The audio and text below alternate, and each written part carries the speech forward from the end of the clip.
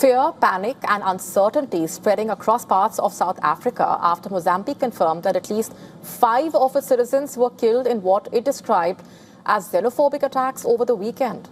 The deaths marking the first officially confirmed fatalities linked to a wave of protests against undocumented immigration reportedly that has swept through several parts of the country.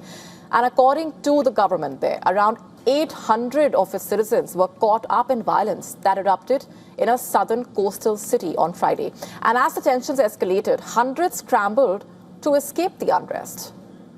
The region has witnessed anti-migrant protests similar to those reported in the financial capital Johannesburg, also Durban and parts of the Eastern Cape province in recent weeks, for example.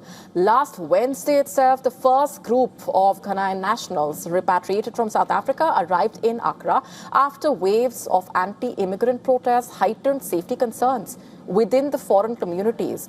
The group included women and children, with authorities launching a voluntary relocation process for citizens who say they no longer feel safe. Why do not change their energy to their parliament house?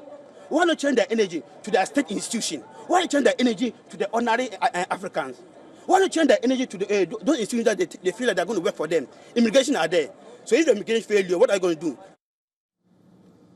South Africa, the continent's most industrialized economy as such, has long been a destination for both legal as well as undocumented African workers. Reportedly, several African countries, including Kenya, Nigeria, have also urged their citizens in South Africa to exercise caution. Listen to this.